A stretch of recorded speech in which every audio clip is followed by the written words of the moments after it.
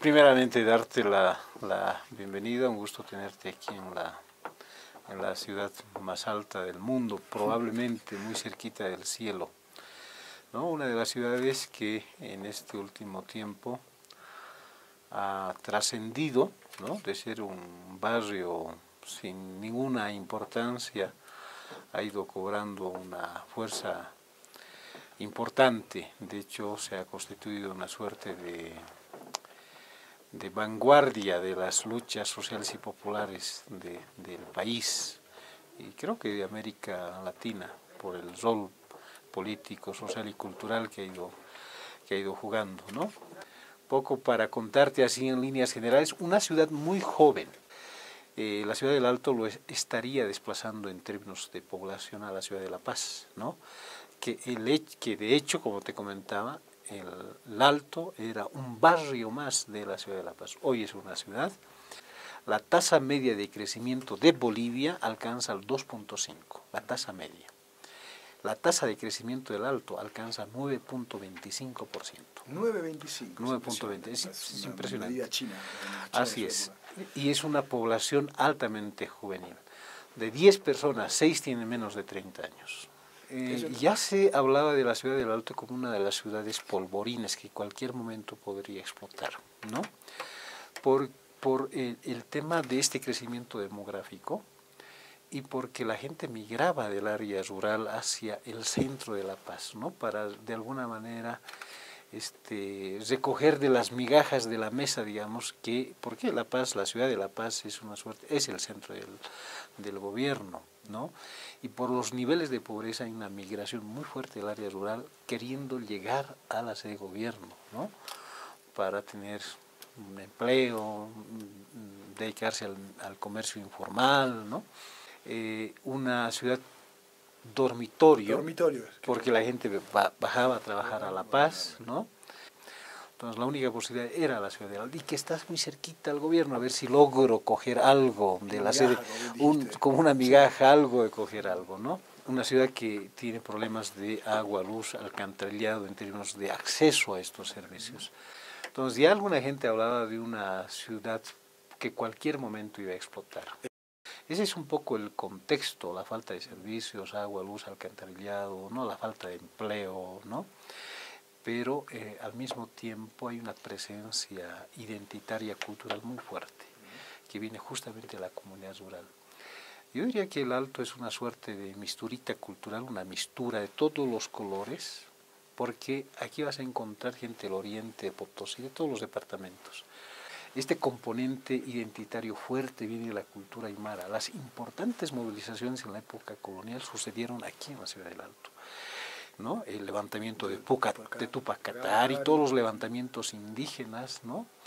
Y entonces en este tiempo ha habido una suerte de afirmación cultural muy fuerte, cosa que en el pasado no acontecía. Entonces, casado con temas económicos y políticos, pero además el propio sistema que había sido diseñado, ¿no? Es decir, había una apropiación de lo público, de lo privado por los partidos políticos. Pero la exclusión y la pobreza crece ya mientras un grupo de gente vinculado a partidos políticos, a la estructura de poder, iban acumulando fortunas, y eso era una asimetría, ¿no? Es un poco el proceso latinoamericano de los años 90, pero aquí de una manera uno lo vivió, lo ve de una manera bastante más radical, si se puede decir. Así es. La diferencia es mucho más apreciable en 2003. Así es. Este sistema empieza a ser cuestionado, ¿no? O sea, se pierde toda legitimidad, ¿no? Y es por eso que cuando se produce la guerra del gas, a partir de los hidrocarburos, la exportación que se ofreció a través de los Estados Unidos para que llegue a Chile, ¿no? Entonces fue el argumento, ¿no? La gota que colmó el vaso. La gota. Y claro, y lo que pasa es que en el camino también ya se produjeron algunos acontecimientos en Cochabamba, la expulsión de otra de las transnacionales, la Suez, la del agua, ¿no? Entonces fue un acumulado de hechos que se fue dando. Antes de la guerra del gas hubo un tema de un impuestazo decretado por el Fondo Monetario Internacional sobre el salario de la gente, ¿no? Entonces ya no podía la gente irse ajustando y entonces explosionó. ¿Y ¿no? cómo empezaron los acontecimientos? Porque uno después vio los muertos, la represión policial, los gases, las balas, pero tuvo que haber, digamos, empezó con una manifestación de bronca hacia el poder establecido, acá en el Alto. Hay un antecedente en febrero, ¿no? Sobre todo los jóvenes. Es decir, a partir de este impuestazo, ¿no? Toman edificios, no toman, queman, ¿no? La alcaldía aquí en la ciudad del Alto, los ministerios, sedes de partidos políticos, ¿no? ¿No? No se roban, se queman en su mayoría, ¿no? Entonces, eso ya está dando una señal, ¿no es cierto?, hasta dónde no solamente la bronca, ¿no?, sino cómo la gente estaba visualizando cuáles eran aquellos elementos, ¿no es cierto? Identificaron exactamente. Identificaron aquello que realmente, es decir, estaban causando o eran los responsables de la causa de su propia miseria, digamos, ¿no? Ya en el tema de la guerra del gas, ¿no? Es decir, yo creo, esta es una perspectiva personal, el tema de la exportación a Chile para mí ha sido un pretexto, no a los chilenos, porque tenemos un problema ahí no resuelto con los hermanos chinos, ¿no? Entonces, yo creo que fue un pretexto, no vamos a permitir que, digamos, que el gas se venda a nuestros enemigos. Teniendo en cuenta, aparte quiero un poco, perdón, interrumpa, también describir o un poco dibujar el panorama. ¿Cuánta gente en Alto tiene gas? ¿O tenía acceso al gas? No, ninguna. Claro, es lógico que el pueblo quiera tener lo suyo. Claro, ¿no? Un país que supuestamente en América Latina es una de las mayores reservas, la segunda reserva y que vende a otros países, es decir, no tiene el gas, ¿no? Exacto. Y los precios son elevados y resulta que el gas se vende a menos precio, ¿no?, por estos acuerdos solidarios, con el caso de la Argentina, sí, el caso del presidente Carlos Mesa, que hace un acuerdo y dice, bueno, en solidaridad les vamos a... cuando el grueso de la población está pagando más, ¿no?, y no tiene gas, ¿no? O sea, todo lo que el país produce sale por vía del Pacífico. Entonces, en términos estratégicos, la región esta, La Paz, el Alto, es sumamente estratégico. Si bien no son zonas que producen hidrocarburos, pero por aquí el paso es estratégico, ¿no? Y el hecho de que esta radio esté aquí tiene que ver con una intencionalidad política también. Buena parte de quienes hoy conformamos este colectivo llamado Huaynatambo, que por cierto, Huayna es una palabra en aymara que quiere decir joven, varón, pero no excluye a las mujeres. Y Huayna es el nombre de uno de los achachilas, de uno de los nevados de la ciudad del Alto, imponente, que es el protector, ¿no?, el que cuida, de alguna manera, da abrigo y protege a la ciudad del Alto, ¿no? Y tambo también es una palabra que ha sido construida de la época colonial, que hace referencia a esto, el lugar de, no solamente de expendio de productos agrícolas que venían de los yungas, fundamentalmente del área rural, sino también un lugar de intercambio entre el mundo rural y el mundo urbano, ¿no?, donde la gente podía intercambiar productos, hospedarse. Entonces, Huaynatambo es más o menos el lugar de encuentro de los jóvenes. Tiene 13 años el Huaynatambo. La desregulación abre el espacio a la iniciativa supuestamente privada. Y hoy tenemos unas grandes cadenas a nivel nacional que son propietarios de televisión y de radio, ¿no?, que ejercen una suerte de monopolio sobre el tema. Y claro, y están enganchados con las transnacionales, con las políticas neoliberales. Y claro, cuando acontecen estos problemas, lo que hacen es justamente desviar la atención a otros temas, ¿no? Es que las radios que estamos aquí localizadas en el Alto, porque aquí se acontecen los acontecimientos, ¿no?, solo los medios grandes ya no pueden ocultar lo que estaba aconteciendo aquí en el Alto, pero llegó un momento en que ya no podían tapar, ¿no? O sea, ya se estaba produciendo una masacre. Y explotó. Entonces, en el 2003 explotó la guerra del gas y te estoy encaminando un poquito hacia el rol de Huaynatambo.